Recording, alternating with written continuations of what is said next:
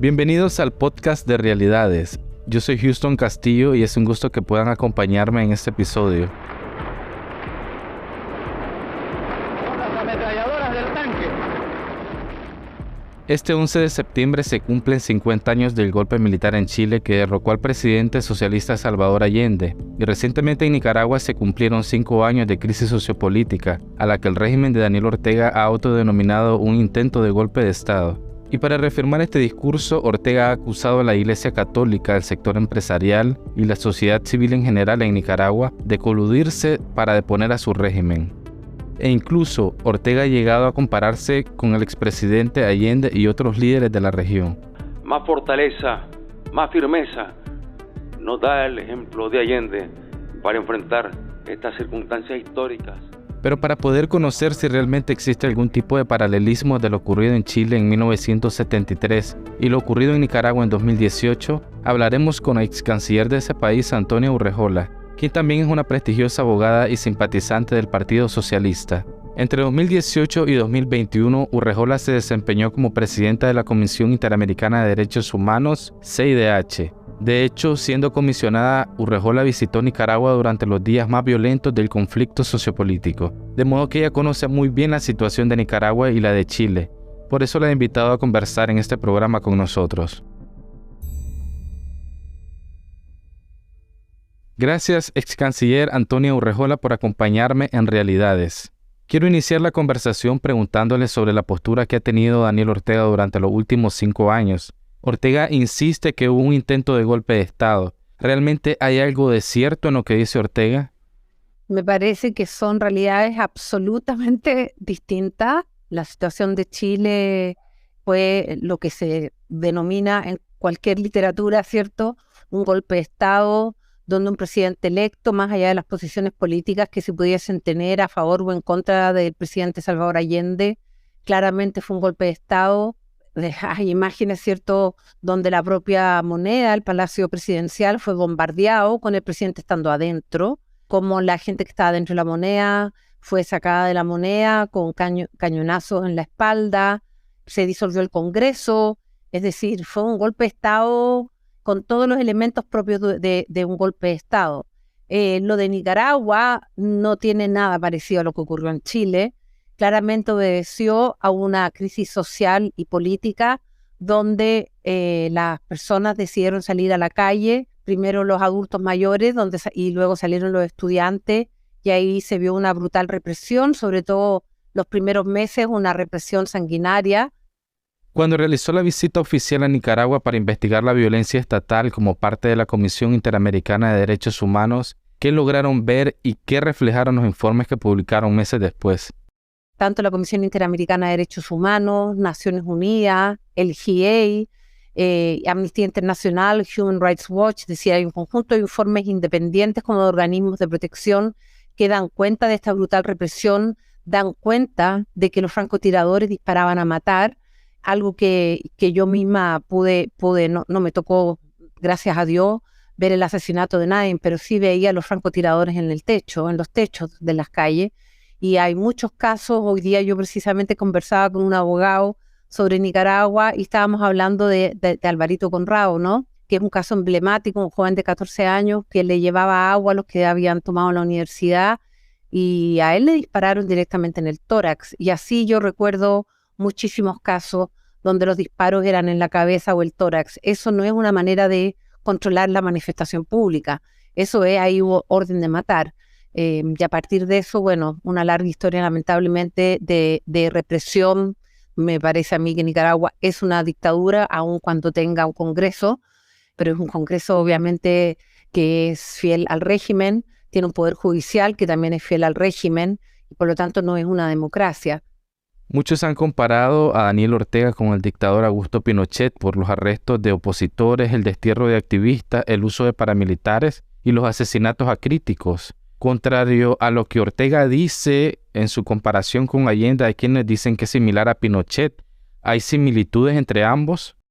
Yo creo que para mí, como comisionada, trabajé en varios países donde se violan los derechos humanos, pero el haber estado como comisionada cuando se dio esta grave crisis, el haber ido Yo siempre recuerdo en la primera visita que estuvimos con estudiantes en el hotel y luego fuimos a Matagalpa, y en Matagalpa nos juntamos con algunas estudiantes de medicina que estaban muy asustadas porque las estaban persiguiendo y tenían mucho temor porque habían estado ayudando a los heridos.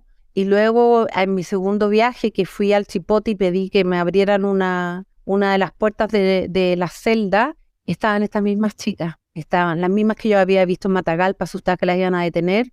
Me las encontré detenidas, y para mí esas vivencias, el haber conocido a muchos nicaragüenses libres y luego presos, y más la experiencia vivía, porque yo no solo viví la dictadura de pequeña, nosotros fuimos exiliados, pero después volvimos, y luego yo como estudiante también salí a las calles a protestar. Estuve un par de veces presa, por suerte de un día para otro nunca me pasó más nada, pero sí, para mí yo creo que hubo como una suerte de enganche, yo diría personal también, con lo que estaba pasando en Nicaragua y la experiencia de mi propio país. Me tocaron mucho en la propia experiencia mía.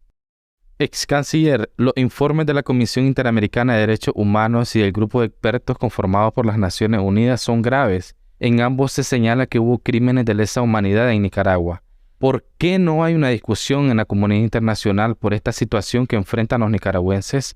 A ver, yo creo que cuando recién empezó la grave crisis, lamentablemente a veces hay mayor reacción cuando hay sangre de por medio. Voy a ser así de dura, y efectivamente los primeros meses, no recuerdo si los primeros meses fueron más de 270 y tantos muertos, en total fueron 300 y tantos, pero sí los primeros meses. Creo que ahí sí hubo una reacción de la comunidad internacional. Y luego yo, que estaba en la comisión como relatora de la CIDH, yo misma me daba cuenta cómo la reacción de la comunidad internacional empezó a hacerse a un lado, a desaparecer, porque no habían fallecido, pero había cierto un plan que era precisamente primero ir tomando preso a toda persona que estuviese contra el régimen, no solo y lideresas políticas, sino que también de organizaciones de derechos humanos, de organizaciones ambientales, de organizaciones de mujeres. Vimos la persecución a la prensa, y ahí creo que la comunidad internacional no siguió viendo lo que pasaba en Nicaragua. No lo siguió viendo porque esa reacción brutal del régimen de los primeros meses, de los asesinatos, se convirtió más bien en un cierre de los espacios cívicos, y creo que ahí sí la comunidad internacional fue muy débil. En el año 2021, varias organizaciones de la oposición tenían esperanza de que a través de unas elecciones libres y transparentes se lograra una salida a la crisis, pero eso no ocurrió. Actualmente esos grupos de oposición no han logrado unirse y, contrario a ello, hay divisiones por razones ideológicas. ¿Cómo hizo la oposición chilena frente a Pinochet? Algo que hoy día es muy criticado, pero que en el contexto de ese momento me parece que era lo único posible, es que el primer gobierno democrático de Patricio Aylwin, demócrata cristiano, que apoyó el golpe de Estado, y que mucha gente al comienzo no quería votar por él, precisamente porque había apoyado el golpe de Estado, finalmente la gente se dio cuenta que era el único candidato posible con posibilidades de ganar, y ganó.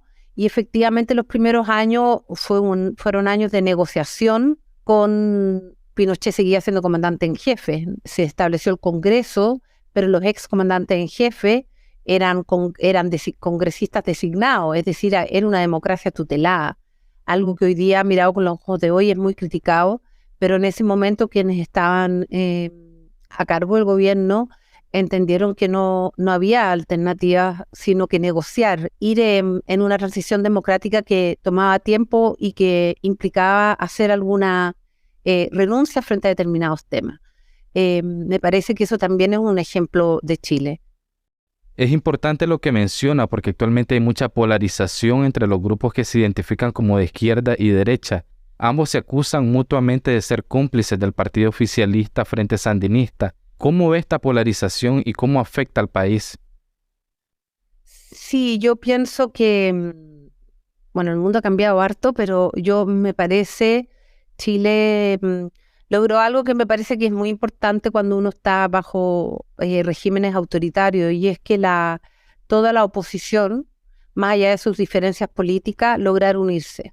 Eso fue en los años 86, logró unirse frente a un deseo común que era tener democracia, y ahí estaban desde el Partido Liberal, más bien ligado a la derecha, hasta el Partido Comunista, con muchas diferencias, con muchas dificultades, pero se creó lo que se llama la Alianza Democrática, donde habían partidos que opinaban completamente distintos, partidos que fueron partidarios del golpe de Estado, con partidos que fueron víctimas del golpe de Estado, cuyas directivas completas fueron asesinadas. Pero en un momento los chilenos y chilenas se dieron cuenta que la única manera de poder llegar a la democracia en primer lugar era con una oposición unida.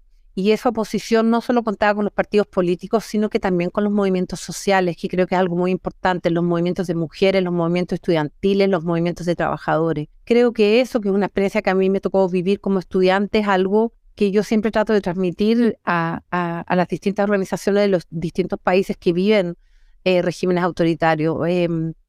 Chile creo que dio un ejemplo de unidad para poder salir hacia la democracia.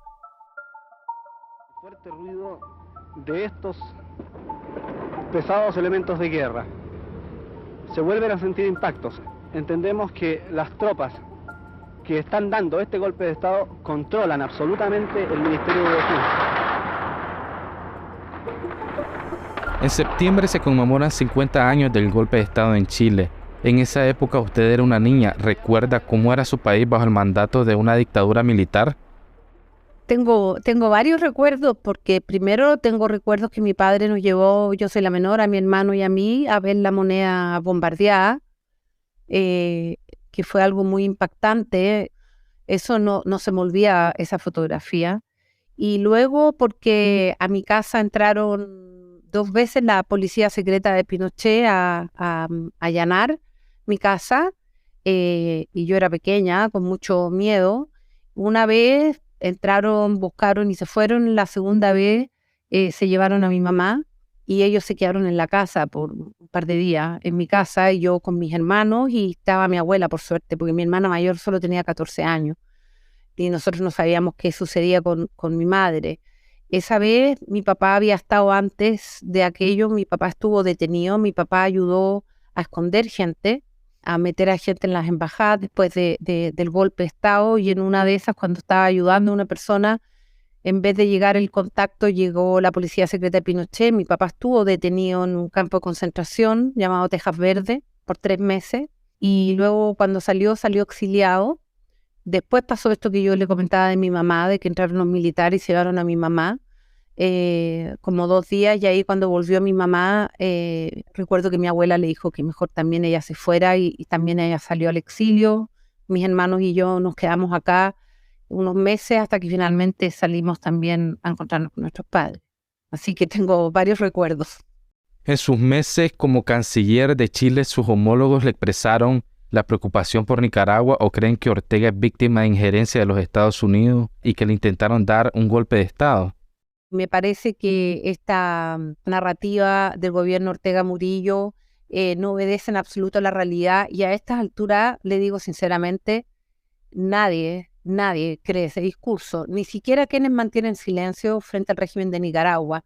Pero yo diría, por lo menos además de todas las conversaciones que yo he tenido, tanto como comisionada como ex canciller con distintos países de distinta ideología, no hay nadie que se cree el discurso de que el origen del 2018 fue un intento de golpe de Estado. No hay nadie.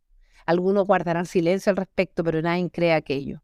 Nos guste o no, desde mi perspectiva se requiere un gobernante dispuesto a buscar alguna salida, y Ortega y Murillo no tienen ninguna disposición. Si usted ve, está cada día más aislados, cada día cometiendo más actos de represión.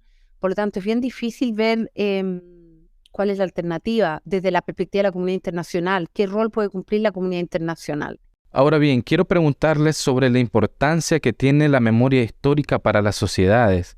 Por ejemplo, en Nicaragua hay muchas críticas porque tras la guerra civil en el 90, ni el Estado ni la oposición organizada en la resistencia nicaragüense se preocupó por investigar lo ocurrido.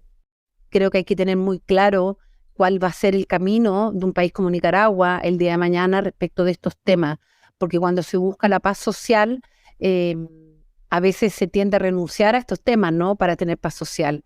Y ahí hay que tener claro cuál es el límite de la paz social versus la verdad y la memoria. Y a mí me parece que que entendiendo que es necesario buscar ciertos equilibrios y lo que pasó después de Somoza. Yo nunca voy a olvidar una entrevista a Dora María Tellez en El País, antes de que la detuvieran, bastante antes, que ella hablaba, hacía un mea culpa de lo que fue el sandinismo post-Somoza, de no haber trabajado en la verdad de lo que ocurrió con Somoza y lo que ocurrió en la guerra.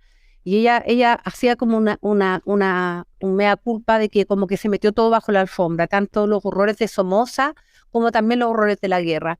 Uno no puede construir una democracia estable y perdurable en el tiempo si uno mete bajo la alfombra los horrores. Entendiendo que es difícil ir avanzando y uno tiene que ir manejando los tiempos y ir estableciendo prioridades, pero meter todo bajo la alfombra para vivir una pseudo paz no resulta. Estoy convencida de aquello. Para finalizar la conversación, me gustaría que me responda por qué cree que es valioso el tema de la memoria, tomando en cuenta el proceso que ha vivido Chile. Con ciertas debilidades, y creo que es algo muy criticado todavía por las víctimas de derechos humanos, pero me parece que Chile sí trabajó en lo que ustedes están hablando, ¿cierto? Que es la memoria. Se creó la Comisión Rettig, la Comisión de Verdad y Reconciliación, que era para los detenidos desaparecidos, que permitió establecer, entre comillas, una suerte de verdad oficial. Creo que eso fue muy importante para mostrarle a quienes hasta esa fecha no reconocían que en Chile había detenidos desaparecidos, que hubiese un documento creado por personas de distintas ideologías, un trabajo que se hizo en terreno, donde se tomó testimonio, que estableciera que hubo ejecuciones extrajudiciales y detenidos desaparecidos, y una suerte de historia oficial que reconociera lo que había pasado en Chile. Después se creó además una comisión contra la prisión política y tortura, que fue otro tema muy fuerte en Chile. Y esa también permitió reconocer que en Chile hubo tortura y prisión política. Creo que eso es muy importante cuando se va avanzando en las democracias en los países. Gracias, ex canciller Urrejola, por acompañarme en Realidades. Un abrazo, chao.